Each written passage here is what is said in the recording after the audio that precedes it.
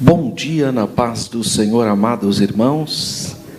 Nós estamos iniciando um novo semestre, ou o terceiro trimestre. Então nós temos que pensar um pouquinho na introdução do que nós iremos estudar nesse terceiro trimestre.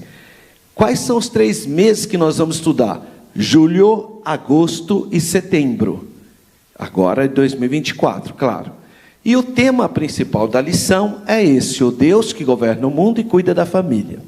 Deixa eu fazer apenas uma rápida reflexão sobre esse tema. O povo de Israel, como todos os povos da antiguidade, tinham a ideia que o Deus de Israel era um Deus tribal, era o Deus de Israel. Quando eles foram deportados para a Babilônia, eles passam a ter um conceito de que Deus não é o Deus de Israel especificamente, mas é o Deus que governa o mundo. E você vê isso através das profecias do profeta Daniel, que é o Deus que estabelece reinos e abate reinos. Então é o Deus que governa o mundo. Então uma coisa não exclui outra. Embora é um Deus que governa o mundo, mas também é aquele Deus que se importa por você que entrou aqui nessa manhã. Porque às vezes hoje são de 8 a 11 bilhões de seres humanos. Será que Deus vai importar por minha vida, minha família? Claro que vai. Esse é o poder e a grandiosidade de Deus. Então, embora Ele governe o mundo, Ele cuida da sua família. Graças a Deus, Ele cuida de você. E nós vamos trabalhar então esse tema nesse terceiro trimestre. Então o tema é esse: o Deus que governa o mundo e cuida da família. Então nós vamos ver os ensinamentos divinos nos livros de Ruth e Esther. Os livros de Ruth e de Esther são livros que foram alocados para facilitar o estudo bíblico. E isso na escola teológica a gente aprende, porque a gente vai dividindo. Para estudar a Bíblia, a gente faz a seguinte divisão. Essa é uma divisão cristã, não é a divisão judaica do Antigo Testamento. A divisão judaica do Antigo Testamento são 3 partes apenas, tá? Que é a Torá, os escritos e os profetas. Essa é a divisão judaica. A divisão cristã do Antigo Testamento, para facilitar o estudo, ela coloca basicamente em 5 blocos. Seria a lei, a Torá, que é o Pentateuco, Gênesis, Levítico, Número e Deuteronômio, aquela parte. Aí vem os próximos 12 livros, começando então de Josué, aí ele vai até Esther. Esses 12 livros nós denominamos de livros históricos, porque contam a história do povo de Israel. Vai lá, Josué, aí vem Juízes, 1 Samuel, 2 Samuel, 1 Reis, 2º livro de Reis, 1º livro de Crônicas, 2º livro de Crônicas, e vai sucessivamente falando, até chegar, aí vem Neemias, Esdras, até chegar em Esther. Então esse agrupamento de livros, nós chamamos de livros históricos. Depois vem um bloco que vem Jó, Salmos, Provérbios, Eclesiastes e Cantares de Salomão. Esse bloco nós chamamos de livros poéticos. E finalmente vem um bloco maior, que a gente chama de livros proféticos, que a gente subdivide em 2 partes para facilitar o estudo. Profetas maiores, devido ao conteúdo desses livros, especificamente o profeta Isaías, o profeta Jeremias, o profeta Ezequiel, o profeta Daniel e também Lamentações de Jeremias. Esses 5 livros a gente chamou de profetas maiores. E os demais, profetas menores. Então isso a gente aprende na escola teológica. Então se você quer estudar a Bíblia dessa maneira que eu coloquei aqui para você, faça a sua inscrição na escola teológica. A escola teológica está com as inscrições abertas. Agosto começa uma nova turma, mas tem que correr fazer a sua matrícula, porque não tem muitas vagas, tá? A escola fica aberta das 8 às 16h30, os horários nos dias correntes, ordinários da semana, de segunda a sexta, mas de sexta-feira também sempre tem alguém aqui dando plantão no culto à noite, para quem quer fazer matrícula, para estudar a teologia. E a gente estuda tudo isso. E nesse caso, como ele aponta o livro de Ruth e de Esther, esses livros foram classificados como livros históricos. Ruth está na época dos juízes e Esther está na época do Império Medo-Persa, especificamente o Império Persa. Então, todo esse contexto histórico a gente aprende num curso na Escola Teológica de 2 anos, é um curso básico, não tem pré-requisito, todos podem fazer, qualquer pessoa pode fazer um curso teológico, irmãos. Recentemente nós tivemos um irmão com mais de 80 anos fazendo o curso teológico, isso é muito bom, porque exatamente conforme vai chegando a idade, é importante a gente exercer a mente da gente. Quem é o comentarista dessa nova lição? É o pastor Silas Queiroz. Ele é pastor da Assembleia de Deus de Ji-Paraná, em Rondônia. Ele é procurador-geral daquele município. Ele é formado em Direito, né? Se ele é procurador, então ele é formado em Direito na Universidade Luterana do Brasil. E ele é bacharel em Teologia pela Faculdade de Teologia Logos, que é a FAITEL, onde eu também tive o privilégio de me formar em Teologia, que é a FAITEL. A FAITEL, ela teve o reconhecimento através da Universidade de São Paulo, porque o meu diploma está lá, FAITEL, formado em Teologia, mas validado pela Universidade de São Paulo, né? Então, uma escola, pastor Silas tem uma formação para poder escrever algo dessa natureza, né? Vamos pensar quais serão os assuntos que nós vamos estudar nesse trimestre. Começa, então, pela... aqui acho que pulei uma coisa. Aqui, aí. Então, a primeira lição de hoje, 2 importantes mulheres na história de um povo. Por isso que ele falou, Ruth, a Moabita, e Esther, a rainha do Império Persa. Então, nós temos duas mulheres que serão estudadas nessa primeira lição. A lição 2 vai abordar especificamente o livro de Ruth. A lição 3 vai falar de Ruth e Noemi, mas num outro aspecto, não naquele, porque nós já estudamos sobre o livro de Ruth, sobre Noemi, mas num aspecto familiar, né? E claro que ela vai falar também esse aspecto familiar, mas vai trabalhar uma outra perspectiva. A lição 4 fala do encontro de Ruth com Boaz. Eu não sei se os irmãos conhecem o livro do pastor Juliano Fraga. O pastor Juliano Fraga escreveu um livro, né? E nesse livro ele trabalha os símbolos que estão presentes no livro de Ruth. O Descalçado chama. O Descalçado é o nome do livro do pastor Juliano Fraga. Esse livro foi motivo de resenha para os alunos que estão no 3º ano. Acho que o filho aqui dos irmãos, né? Ele fez uma resenha sobre o livro do pastor Juliano, que é o livro de Ruth, porque eu ministrei nesse semestre na Escola Teológica, no curso médio. Curso médio é para quem já tem o básico em teologia e tem o ensino médio completo, são os pré-requisitos, aí pode fazer o 3º ano. E lá eles fizeram uma resenha sobre esse livro, O Descalçado, que aborda os relacionamentos e os símbolos no livro de Ruth, que foi escrito pelo pastor Juliano Fraga, que será o pastor que dará a palestra aqui no mês de outubro, no nosso simpósio, sobre o arrebatamento da igreja. Já vai se programando aí para você participar desse evento, que iniciará no 2º domingo do mês de outubro. A lição de número 5 fala do casamento de Ruth e Boaz e a remissão da família. Lição 6 entra no livro de Esther. O livro de Esther é o único livro que não aparece o tetagrama divino. Todos os livros aparece o tetagrama divino, as 4 letras consonantais do nome de Deus, que foi, de alguma maneira, tentaram traduzir por Yahvé, ou o Lutero, por um erro de tradução, traduziu por Jeová, mas o tetagrama divino especificamente, que são as 4 letras consonantais, não aparece no livro de Esther. É o único livro da Bíblia que não aparece o nome, o tetagrama divino. Tá? 7º, a deposição da rainha Vasti e a ascensão de Esther, que é um contexto histórico muito interessante. As pessoas às vezes ficam meio com bronca de Vasti, pensando que ela, mas precisa conhecer cultura para saber por que ela agiu daquela maneira.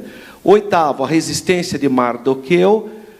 9º, a conspiração de Hamã contra o povo judeu, que é uma espécie de Hitler, da época antiga. 10, o plano do livramento e o papel de Esther, que a gente precisa ter noção. Eu penso muito nesse livro de Esther devido às minhas atividades. Como eu sou envolvido na política, na parte educacional e nos planos de governo, eu sempre penso sobre o que Mardoqueu falou para Esther.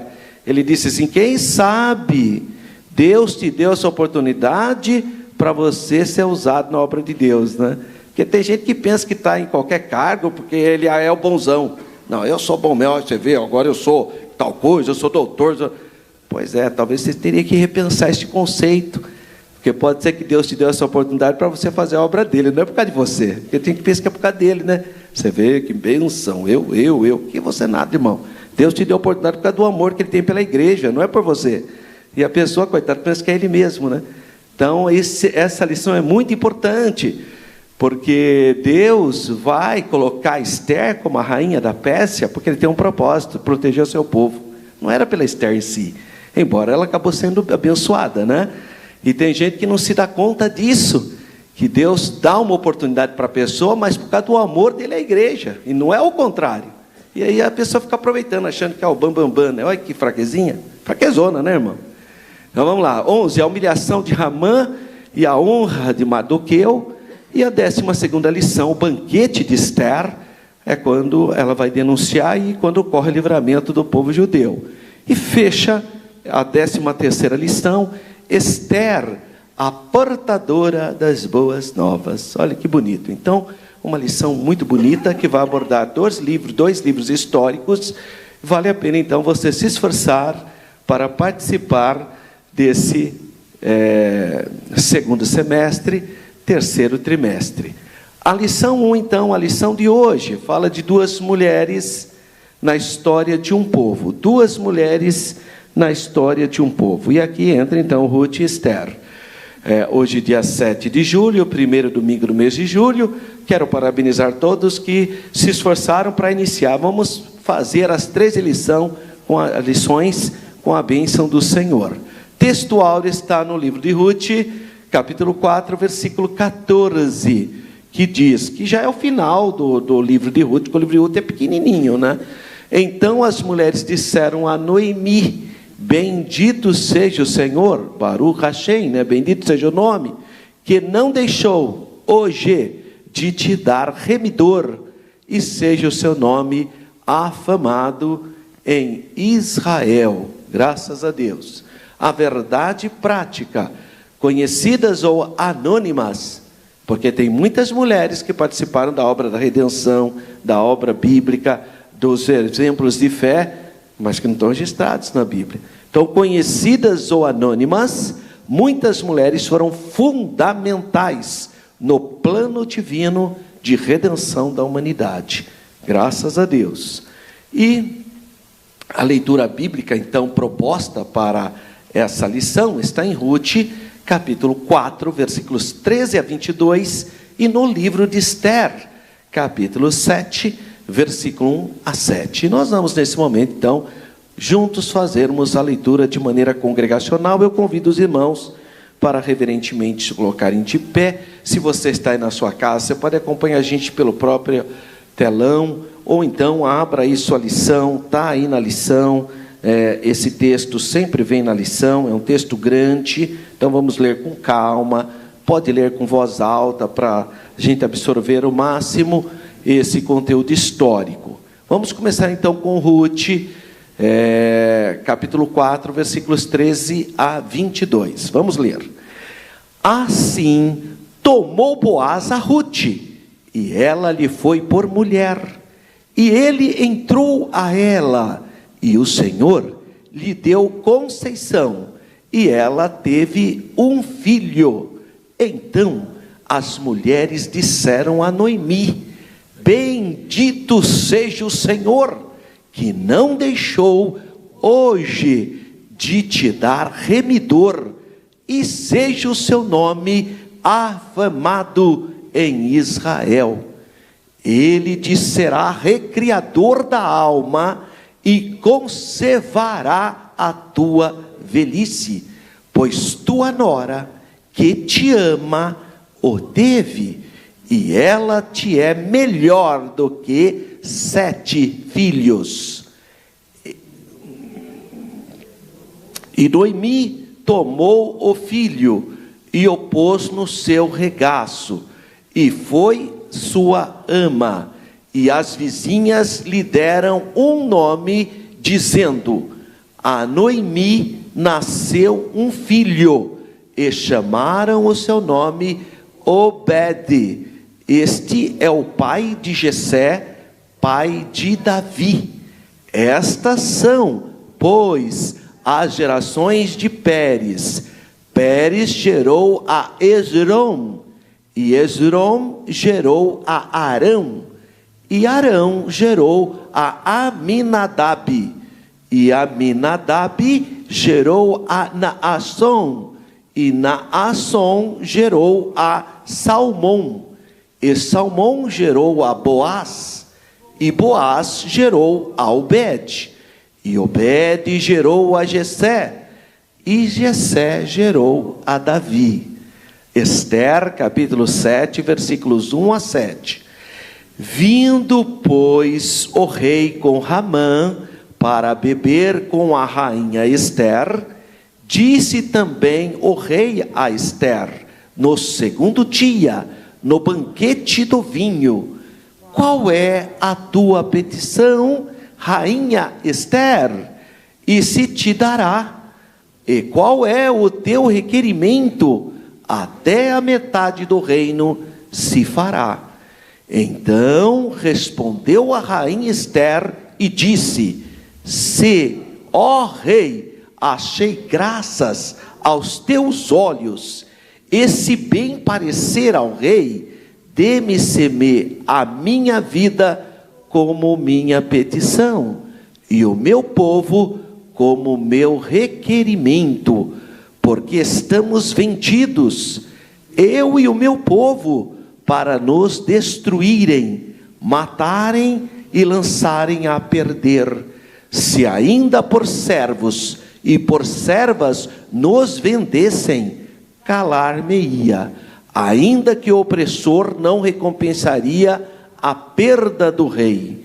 Então falou o rei Assuero e disse à rainha Ester: quem é esse? E onde está esse cujo coração o instigou a fazer assim? E disse Ester: o homem, o opressor e o inimigo é este mau Ramã. Então Ramã se perturbou perante o rei e a rainha. E o rei, no seu furor, se levantou do banquete do vinho para o jardim do palácio, e Ramã se pôs em pé para rogar a rainha Ester pela sua vida, porque viu que já o mal lhe era determinado pelo rei. Amém. Vamos orar? Pai Santo, Deus Todo-Poderoso, nós te glorificamos nesta manhã, te bendizemos, te agradecemos pela leitura da palavra. Senhor, te louvamos pela vida de Ruth, pela vida de Ester, que foram instrumentos, Senhor, da tua parte, para abençoar o seu povo. Senhor, abençoa cada aluno, que possamos compreender a tua boa e agradável vontade, para sermos também bênção na vida das pessoas. Abençoa cada família aqui representada, cada pessoa que nos acompanha em todo o país, que a tua boa mão, que a tua graça, que a tua misericórdia continue sendo copiosamente derramada sobre nós. Nós te pedimos com fé, em nome do Senhor Jesus. Amém. Graças a Deus. Podeis sentar, meus irmãos. Bem, vamos pensar um pouquinho sobre o texto áureo que está no livro de Ruth, capítulo 4, versículo 14. Então as mulheres disseram a Noemi: bendito seja o Senhor, que não deixou hoje de te dar remidor, e seja o seu nome afamado em Israel.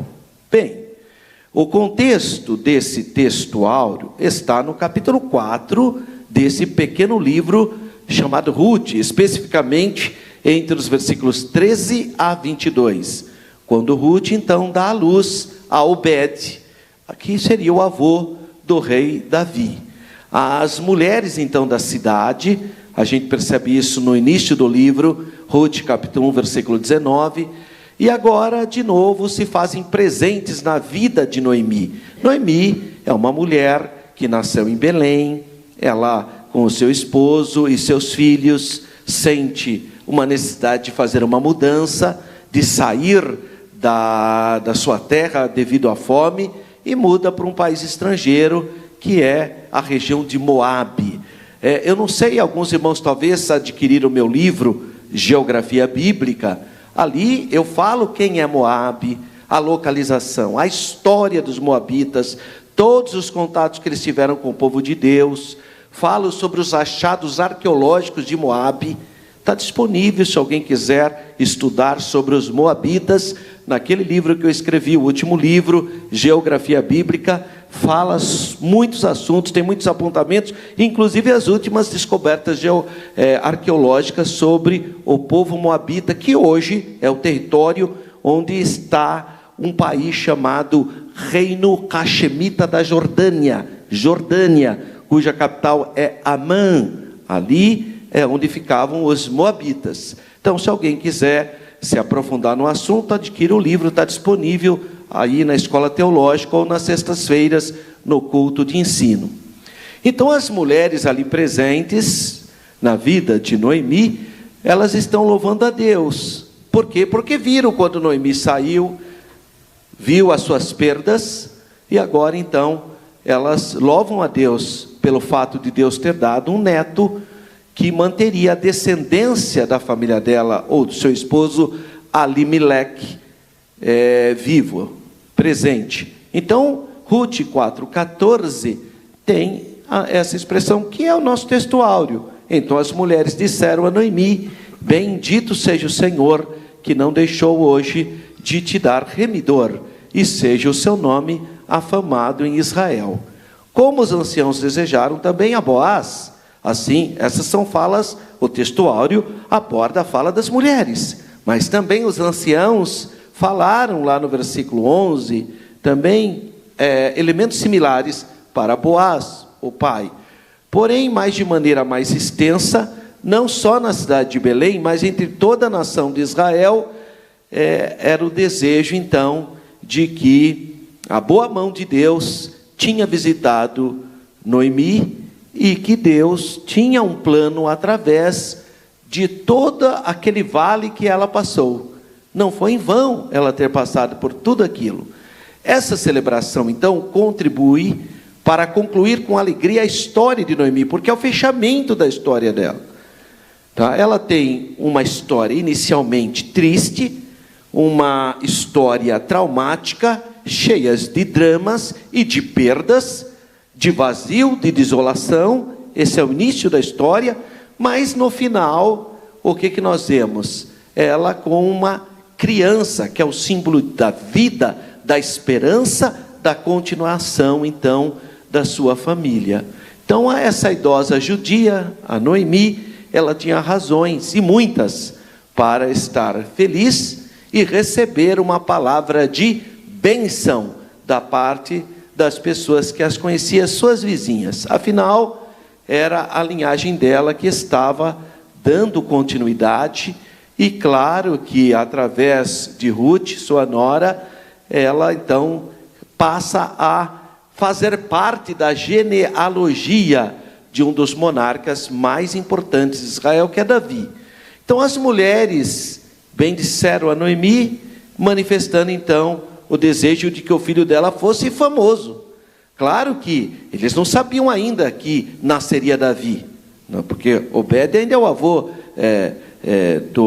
de Davi, então não sabia que viria, mas o próprio Espírito de Deus já colocava no coração dessas mulheres, como se uma palavra profética, a tudo que ocorreu, eles falaram, aqui é alguma coisa, alguma bênção vai sair daqui. Então elas perceberam, elas foram sensíveis a compreender esse contexto histórico. Pelo menos seus descendentes o foram, mesmo que talvez não ele pessoalmente, não o Obed em si, mas os seus descendentes, nesse caso, eles farão parte da linhagem real de Israel. O nome do menino que nasceu é Obed, conforme nos é dita no versículo 17º. Obed é o pai de Jessé. Jessé é o pai de Davi. Então, na verdade, a história é a história do avô de Davi. Portanto, é muito importante nós compreendermos a história da redenção, porque é através de Davi que vem o Messias. Só que os antepassados de Davi também são da origem de Moabe, gentílica. Então mostra já que Deus tinha um plano com o povo gentil também. Embora Obed tenha tido uma vida bastante comum, né, não há um destaque, uma vida ordinária, não tem nada de extraordinário, havia um propósito superior que operaria através de Obed. As mulheres falam dos benefícios que o menino proporcionaria a Noemi. Como nós sabemos disso? É só a gente observar o que ela diz. Fala que esse menino seria o resgatador da vida de Noemi, traria alegria.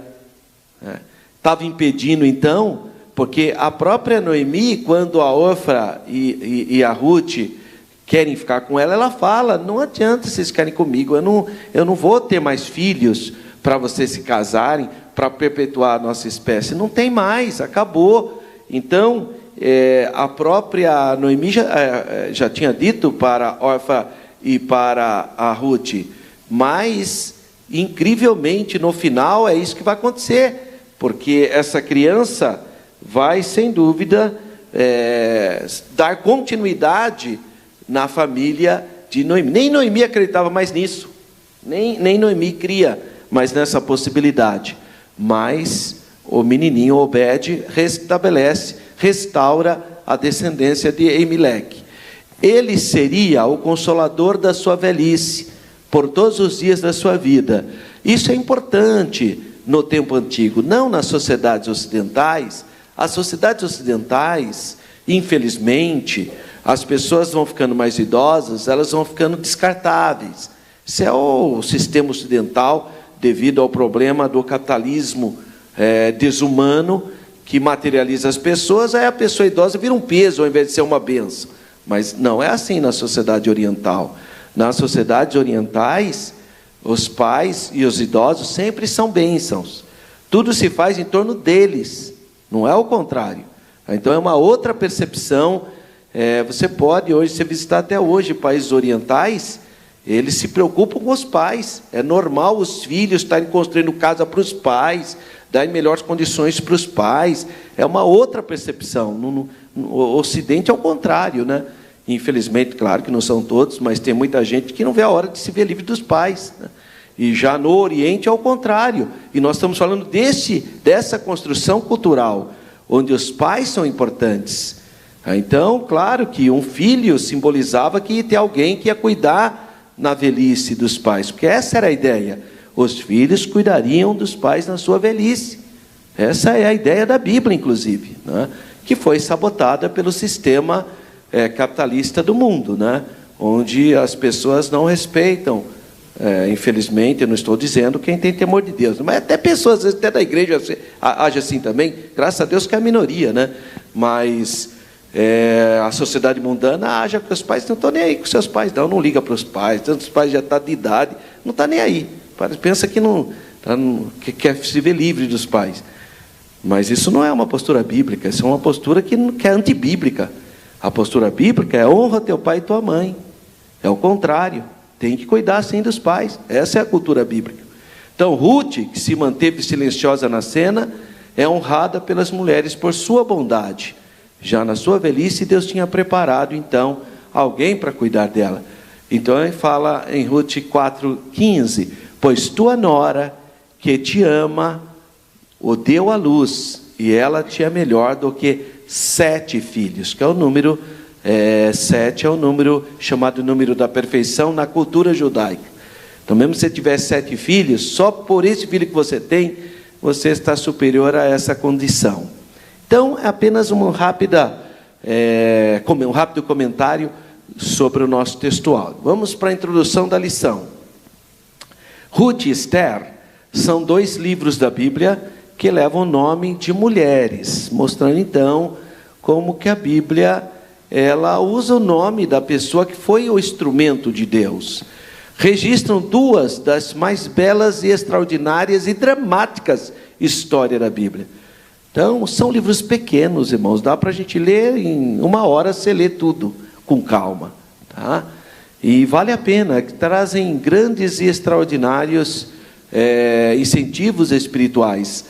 No caso do livro de Ruth, que é a primeira história, ocorreu em Moabe, que é a terra dos Moabitas, e Belém, que fica em Israel. Então, ou seja, Israel e Moabe, no período dos juízes de Israel. Então, se você quiser localizar o livro de Ruth, é a época dos juízes, que durou aproximadamente o período dos juízes, de 1375 a 1050 antes de Cristo. Até a chegada do rei Saul, basicamente, foi o período dos juízes. Já a segunda história, que é o livro de Esther, vai falar da época do Império Persa. Depois, obviamente, do cativeiro, os filhos de Israel já tinham voltado. Então, já está falando entre o final do século IV, século V, século IV, também antes de Cristo. Mas é um pouco mais próximo, né? Ruth e Esther viveram em épocas e circunstâncias e contextos históricos e sociais muito diferentes, mas muito diferentes. Não dá para você achar que o período histórico de Ruth é igual ao período histórico de Esther. Não tem nada a ver. São completamente diferentes os 2 períodos históricos. Ruth é um período histórico do período dos juízes. Então, eles tinham acabado de conquistar a Terra Santa, então é um outro momento histórico. Já Esther já tinha acabado até a monarquia, já tinha acabado até o exílio. Então, é um outro momento histórico. Mas, independentemente dessas diferenças, ambos expressam virtudes espirituais e morais muito relevantes, apesar das diferenças históricas. O que mais que fala lá? Fala de fé, de convicção, de humildade, de coragem, de obediência, de simplicidade, de pureza, de abnegação, de temor a Deus e disposição de servir. É o que todos nós cristãos temos que ter: fé, convicção, humildade, coragem, obediência, simplicidade, pureza, santidade, abnegação, temor de Deus, que é o princípio da sabedoria, e predisposição em querer servir. Essas 2 mulheres foram fundamentais para a preservação do povo judeu, ambas, cada uma numa perspectiva, mas elas foram fundamentais na preservação do povo judeu e a descendência piedosa do pai Abraão, o pai da fé. Suas vidas continuam sendo fontes de profunda inspiração. Você lê esses livros, te motiva, te inspira, e com qual objetivo?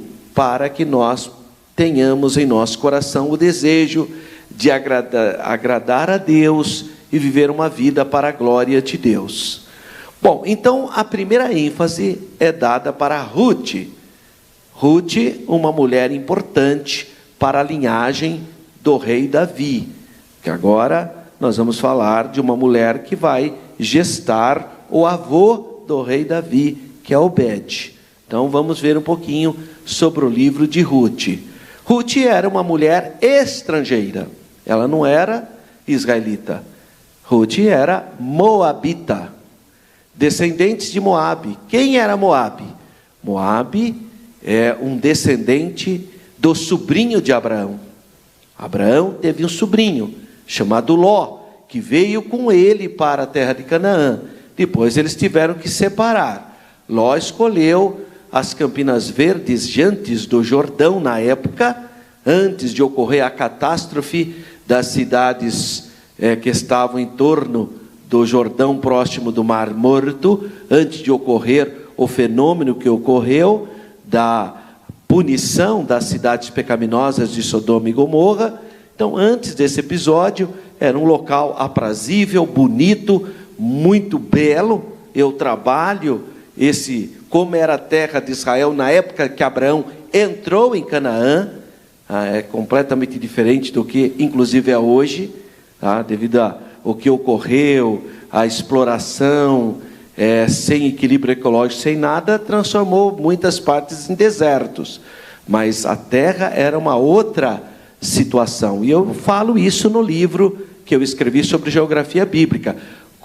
E eu cito fontes, que os historiadores, os arqueólogos, os geógrafos falam acerca da terra de Israel na época de Abraão, quando Abraão entrou na terra.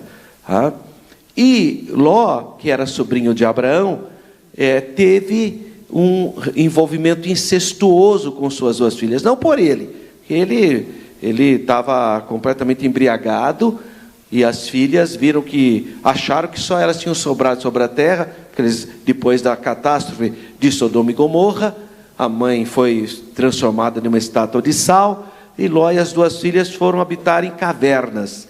E elas, no desespero, achando que não ia ter mais descendente, embriagaram o pai para ter um relacionamento com o próprio pai, portanto, um relacionamento incestuoso. E a filha mais velha engravidou do próprio pai e teve Moabe. E a filha mais nova fez isso também, sempre embriagando o pai, e acabou tendo um filho chamado Amon. Então, as duas famílias desse relacionamento incestuoso de Ló com as suas duas filhas, é que vieram os Moabitas e os Amonitas, duas nações que habitaram no território hoje chamado Reino Hashemita da Jordânia.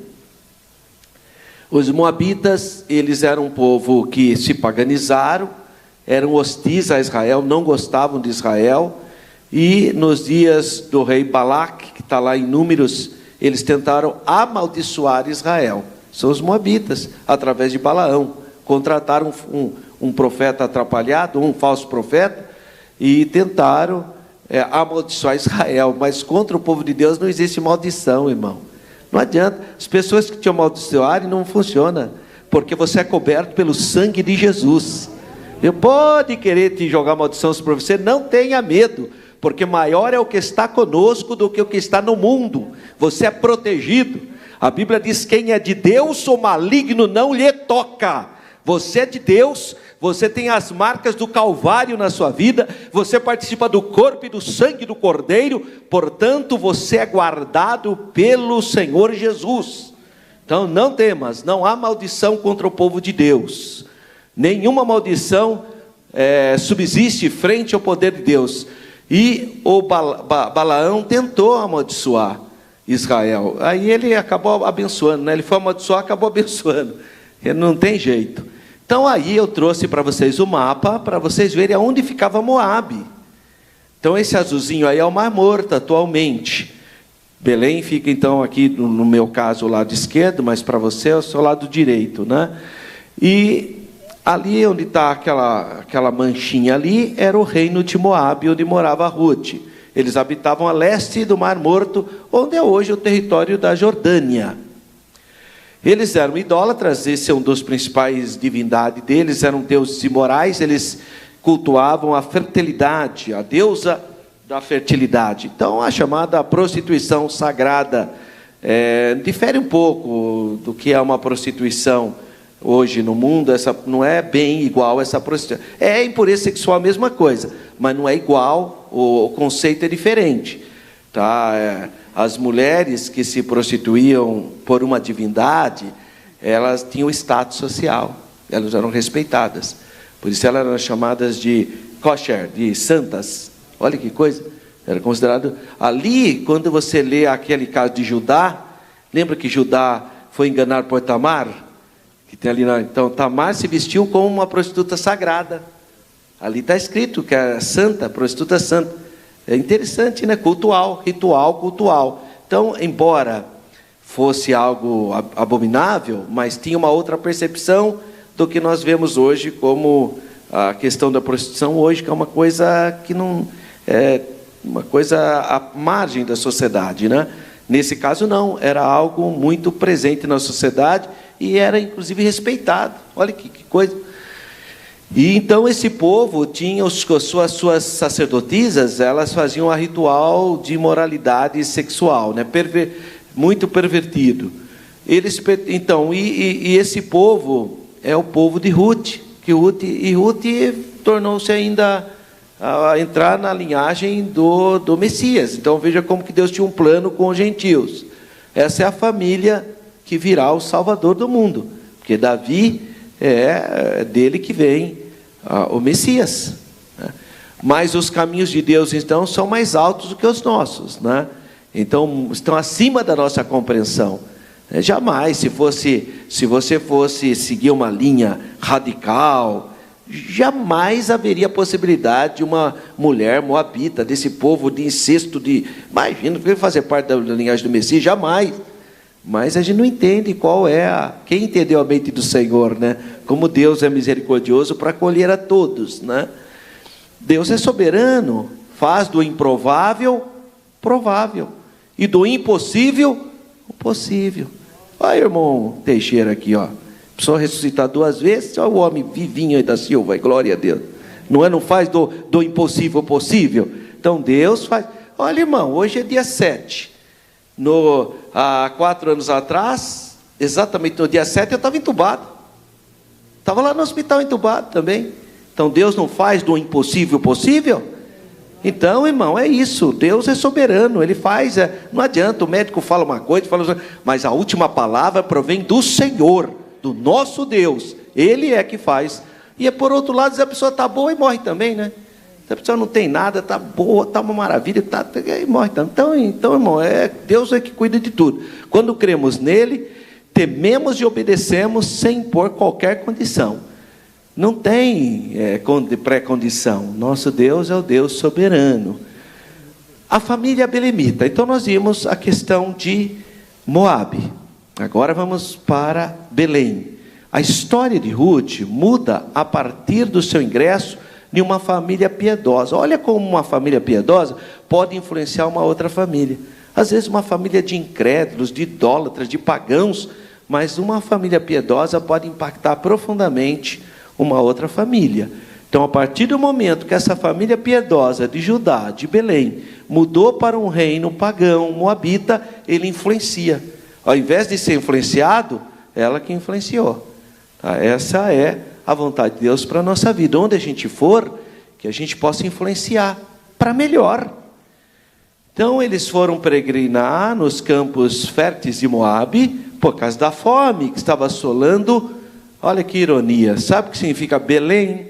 A palavra Belém vem de 2 palavras hebraicas. Beit significa casa. Beit, casa. E lechem é pão. Pão em hebraico. Hoje, se falar pão, lechem.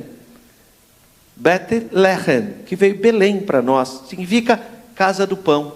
Na casa do pão havia fome. Veja que coisa. Na casa do pão tinha fome. Então eles foram para os campos de Moabe para buscar comida. E quem era essa família? Elimeleque, sua mulher Noemi e seus 2 filhos, Malom e Quilion. Então essa é a família dela, uma família relativamente pequena, né? Depois de algum tempo, então, lá em Moabe, Elimeleque morreu, ficando Noemi viúva com seus 2 filhos. Ruth se casou com Malom, filho dela, o mais velho, e o outro casou com Orfa. Ao final de quase 10 anos, infelizmente veio a óbito também o Malom e também o seu irmão Quilion, morreram. Então, ela saiu com a família dela para Moabe, e em Moabe morreu o marido e morreu os 2 filhos dela. Olha que situação que ela estava passando. Claro que quem ficou sabendo deve ter falado, está vendo? Saiu de Belém, né? Quem manda? Saiu fora da vontade de Deus? Deve ter aquela coisa que a gente ouve até hoje, né? Aquela turma que gosta de falar, ao invés de orar, prefere falar, né? Então, viúva e sem filhos, Noemi decide voltar para Belém. motivada pela notícia que não tinha mais fome em Belém, que em Belém, na casa de pão, voltava então a ter pão.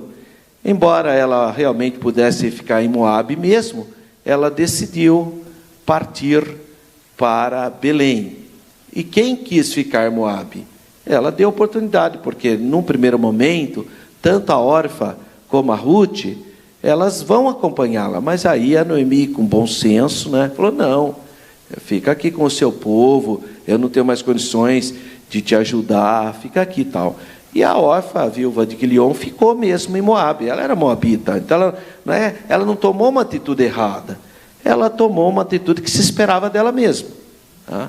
É Ruth que toma uma atitude diferente. Ruth escolhe ir com sua sogra Noemi, isso muito atípico, declarando o quê? A sua fé. O que os comentaristas bíblicos entendem é que, pelo menos pela leitura do texto, é que Noemi havia se convertido ao Deus de Israel de tal maneira que para ela agora o povo de Israel era o povo dela, não era mais Moabe. Então essa é a diferença da Orfa. A Orfa se converteu, mas ela quis ficar com a família dela. A Noemi foi uma conversão muito profunda. Não, o meu Deus é o Deus de Israel, onde você morreu, eu morro também. Agora eu sou crente, eu faço parte da Assembleia de Deus. Eu faço parte de Belém, de Israel. Entendeu? Não, eu vou para Israel, vou para o ministério do Belém, quer dizer, vou para a cidade de Belém. Né? Então, matrimônio e maternidade. Muito bem, essa síntese biográfica tem o seu ápice em Belém. Tá? Tudo vai fechar na casa de pão. Interessante, eu quero citar de novo o livro do pastor Juliano, porque ele aborda bem isso. Se você quiser aprofundar e ver a simbologia, embora símbolos, irmãos, é algo que pode ser ou não ser, é símbolo. E o pastor Juliano vai trabalhar muito isso no livro dele, né? O Descalçado. Ele vai trabalhar muitos elementos simbólicos ou analógicos, né? 2 eventos foram fundamentais para que o propósito de Deus se cumprisse na vida de Ruth, a moabita. Apegada à sogra, né, a Noemi, e sempre disposta a obedecê-la e servi-la, Ruth alcança o favor de Deus. Ruth 2,12, sob cujas asas te viste abrigar. Né? O casamento com Boaz, que é um parente do Elimeleque, e o parente é o remidor, o nascimento de Obed, Obed em hebraico significa servo, fazem de Ruth, a moabita, uma ascendente direta do rei Davi, porque ela é a bisavó direta do rei Davi, né? E passa a ser integrante então da linhagem do Senhor Jesus. Então honrar o casamento e a geração de filhos traz as bênçãos de Deus para muitas gerações. A família criada por Deus, estabelecida por Deus, a família heterossexual, monogâmica e num casamento indissolúvel que Deus previu, ela traz abençoados resultados para a humanidade, né? Então é isso que ele fala: honrar o casamento e a geração dos filhos traz bênçãos de Deus para muitas gerações. Então essa primeira perspectiva foi sobre Noemi, Ruth. A segunda mulher trabalhada na nossa lição é Esther, que é a rainha, a mulher que agiu para a sobrevivência do povo judeu ou dos judeus, que é a rainha Esther. Acho que o tema aí está errado, né? Vamos ver o que diz aqui o tema.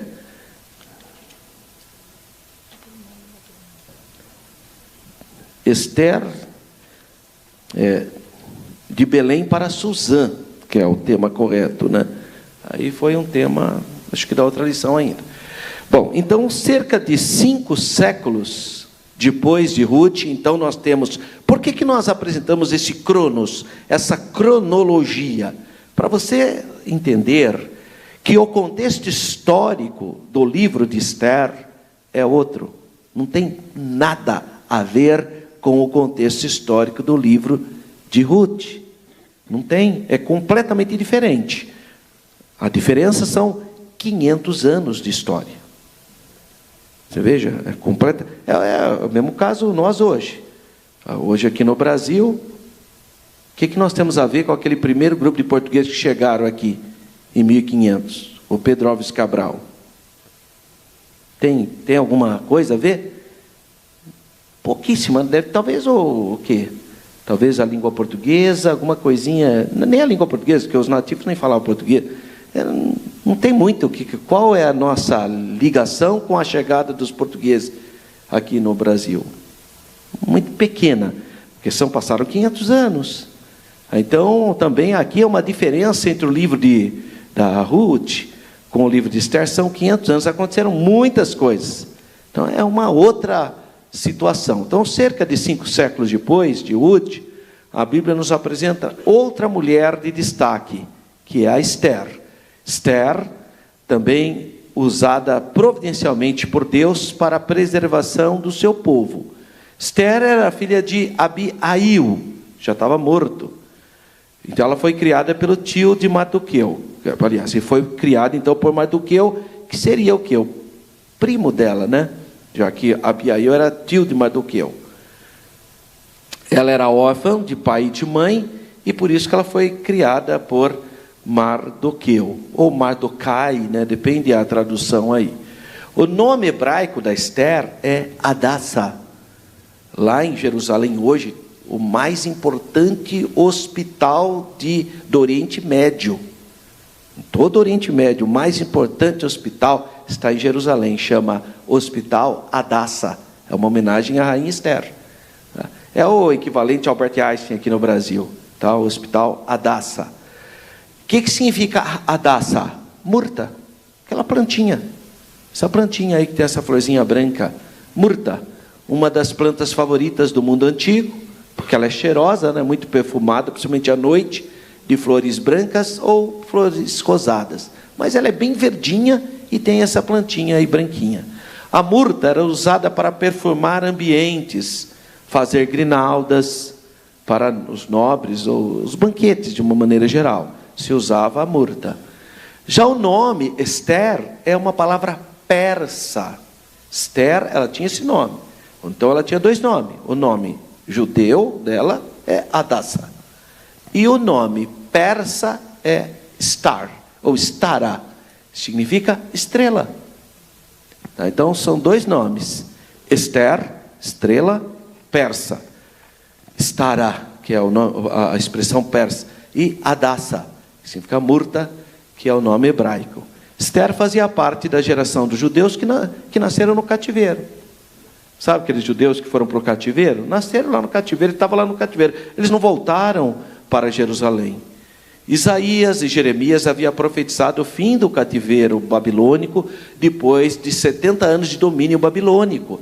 Depois que a Babilônia dominasse 70 anos, quebraria então esse ciclo de poder e os judeus voltariam.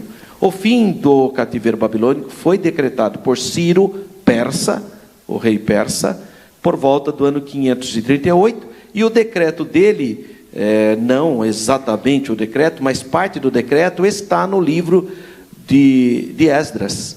No início do livro de Esdras está lá o decreto, uma ideia do decreto dele, que foi um decreto extensivo a todos os povos, inclusive ao povo judeu também. No entanto, por que aconteceu? A maioria dos judeus ficaram na Babilônia. Por quê? Não. Eu vou dar um exemplo aqui, muito simples. Porque um monte de gente saiu das suas cidades menores, seja no Nordeste, no interior de São Paulo, ou em qualquer outro local, vieram para Campinas para ficar só um pouquinho, mas não voltaram mais. Por que será? Porque talvez as condições econômicas, de educação, de saúde, talvez foram melhores do que da onde eles vieram. Por isso você não retorna mais. Então depois cria família, filho. Assim ocorreu também com o cativeiro. Eles foram levados para a Babilônia, chegaram na Babilônia, o rei da Babilônia, a primeira leva que Nebuzaradã com Nabopolassar levaram para a Babilônia, eles deram uma quadra na Babilônia para eles morarem, para eles serem comerciantes. E vocês sabem que o comércio dá muito lucro em uma mega capital, como era a Babilônia, equivalente a Nova York. Não é um local para eles serem comerciantes. Os judeus, o que eles eram quando eles moravam na terra de Israel? Os israelitas, eles eram o quê? Plantadores de vinhas e de oliveira, ou criadores de cabrito. Então, eles basicamente, a vida era agropastoril. Mas quando eles foram levados para a Babilônia, aí eles tornaram-se ourives, começaram a trabalhar com ouro, com vaso, artesanato. Porque ali a Babilônia não dá para eles ficar plantando azeitona, essas coisas. Eles tornaram-se comerciantes. E lá eles prosperaram. Na Babilônia eles prosperaram. Claro, era a capital mundial. Então eles ficaram bem de vida lá. Aí quando veio a ordem para eles voltarem, muitos falaram, mas agora eu estou bem aqui, meus filhos estão tudo... não vou voltar. Então não foi todo mundo que voltou não, irmão. Voltaram os mais religiosos, sabe? Aquelas pessoas que oravam, pediam, esses voltaram. Agora, um grande número falaram, vocês vão, eu mando o dízimo, tudo, mas eu vou ficar aqui mesmo, trabalhando aqui mesmo. Então, não foram todos que voltaram, havia uma grande comunidade judaica lá na Babilônia.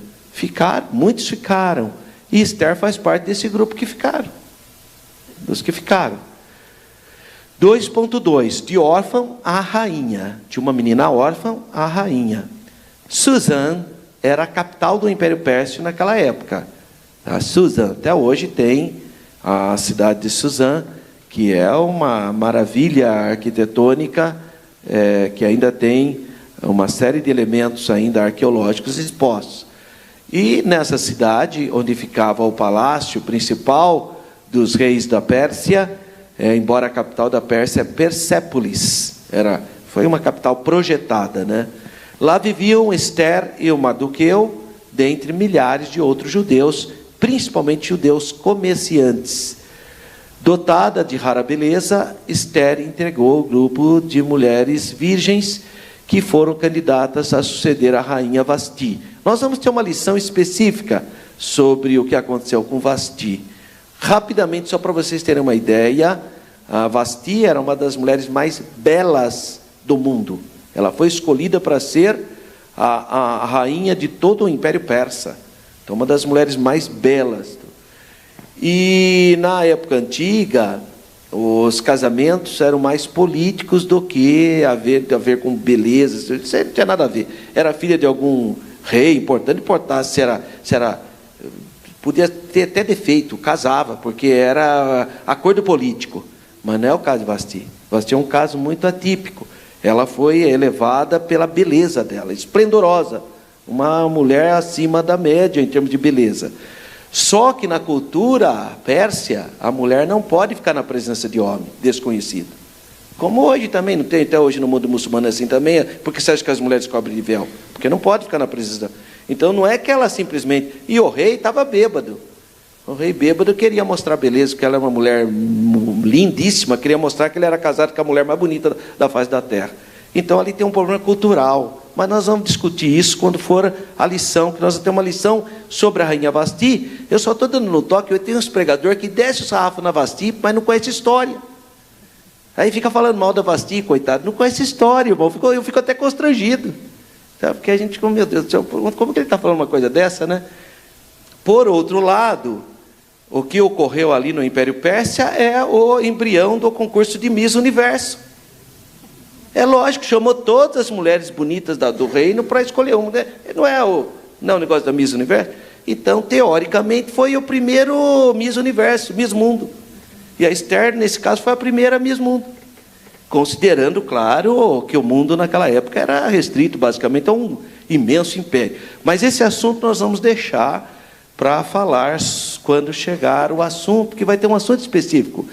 E Esther foi escolhida agora. Em Israel, no meio do povo judeu, tem uma fala que diz o seguinte: ou o judeu, ou a mulher judia é extremamente formosa, e a Bíblia, quando usa a expressão extremamente formosa, que ela quebra a regra, irmão. Não é formosa. Fala extremamente formosa, extrema formosura. Fala, parece, desses termos com Sara, com Rebeca, com a Sulamita, com a Esther. São casos assim extremos. Mas não é o padrão não, viu, irmão? Normalmente isso é tudo mediano, não tem nada de... Mas às vezes surge um caso fora do... Aí usa a expressão extremamente... Homem na Bíblia que fala de extrema formosura é Absalão, o filho de Davi, era um homem fora da curva, extremamente famoso, mas é um caso que aparece, a maioria é tudo feinho mesmo, igual nós mesmo, não tem nada grande coisa, é tudo normal, né? Mas quando aparece um caso extraordinário, a Bíblia relata, era de extrema formosura, é o caso de Esther. Interessante, né? Não edifica nada, mas é cultura, né? Segundo o historiador Flávio Joséfo, a rainha Vasti desobedeceu o rei Artaxerxes, que é o nome dele árabe, o nome dele persa. A gente chama de Assuero, mas o nome dele é Artaxerxes. Os gregos chamavam de Artaxerxes. Agora, o Flávio Joséfo falou isso, né? Mas não significa que ele está certo, né, irmão? Ele é apenas um historiador, né? Porque o rei Artaxerxes, queria mostrar a beleza da rainha Vasti, que sobrepujava todas as mulheres do mundo antigo, todas. Mas, segundo o costume dos persas, não é permitido que uma mulher se apresentasse na presença de estrangeiros. Olha o problema. E o banquete era para mais de 120 dignatários, né, estrangeiros, embaixadores. Assim, a rainha Vasti foi deposta pelo rei Assuero, segundo o historiador Flávio Joséfo, por sua desobediência. Mas eu não acolho essa tese dele. Eu prefiro enxergar outro aspecto na Bíblia. Eu estou citando porque o irmão aqui, comentarista, fez esse apontamento. Mas não significa que o Flávio Joséfo está certo. Tá? E nós vamos discutir essa questão quando chegar ao assunto. Vasti se recusou a comparecer a um banquete oferecido pelo rei nos jardins do palácio. Em um inequívoco ato de providência divina, Deus, aproveitando o contexto, envia Esther, então, no lugar dela. 5 anos depois, essa jovem judia, agindo com sabedoria, coragem, obteve do rei Artaxerxes, ou Assuero, um decreto que poupou a vida do povo judeu. Matthew Henry, grande comentarista teólogo, diz: ainda que o nome de Deus não se encontre no livro de Esther, porque não se encontra mesmo o tetragrama divino, o mesmo não se pode dizer de sua mão. Então você lê o livro, embora você não vê o nome de Deus, você vê o agir de Deus, a mão de Deus operando para a libertação do povo. No campo ou no palácio, assim como Ruth, Esther é um exemplo inspirador. Por quê? Porque é fiel a Deus o tempo todo, né? Apesar de todas as circunstâncias. Mas só tem essas duas mulheres, a Ruth e a Esther, que se destacam? Não. Existem muitas mulheres protagonistas da história na Bíblia. A liderança masculina instituída por Deus não anula o propósito, ou seja, quando Deus chamou o homem para ser o sacerdote, para ser a cabeça na ideia de sacerdócio, não anula o propósito de Deus com as mulheres. Não retira também a possibilidade de uma mulher ser protagonista da história. E nós temos vários exemplos aí: Ruth, Esther, Débora, né? Raabe, tem muitas mulheres. Então, isso não implica, todavia, na necessidade de confundir papéis. Então, não tem que ter briga de papel. Cada um tem o seu papel e graças a Deus por tudo. Então, os exemplos de Ruth, que é a moabita, que entra para a família do Messias, e Esther, são exemplos eloquentes nesse sentido. Não foi a altivez, a vaidade, não foi isso, né? Mas sim a piedade dessas mulheres que tornaram-a relevantes, sua sensibilidade espiritual. Então é importante que cada um cumpra o seu papel. Noemi dá testemunho de que Ruth cumpriu bem sua função. Seu extraordinário relacionamento com sua sogra é um indicativo disso, né? Ambas eram mulheres sábias, e uma mulher sábia edifica a casa. A mulher sábia conhece o seu papel, a potencialidade que ela tem para desenvolver o seu papel, sem necessidade de conflitar com papéis de outros. Então, o que é fundamental para uma boa convivência familiar é cada pessoa saber o seu espaço, o seu papel, etc. A educação familiar não foi apenas a beleza de Esther que qualificou-a, que a gente fala, não, Esther foi escolhida porque ela era bonita. Não, não foi só isso. Foi também sua postura, seu comportamento.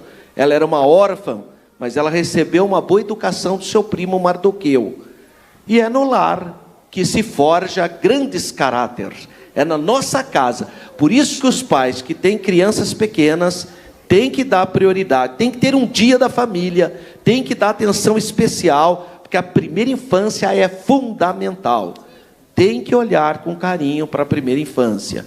Para nós fecharmos, Deus continua usando mulheres, graças a Deus, as mulheres são bênçãos, graças a Deus pela vida das mulheres. Algumas se tornaram conhecidas e têm seus nomes registrados na história bíblica ou secular, né? Muitas mulheres secularmente também. Outras, como a mulher de Noé, vivem a vida toda no anonimato. Eu não sei qual é o nome da mulher de Noé, não sei, mas que ela foi fundamental, ela foi. Mas nem por isso deixam de ser importantes.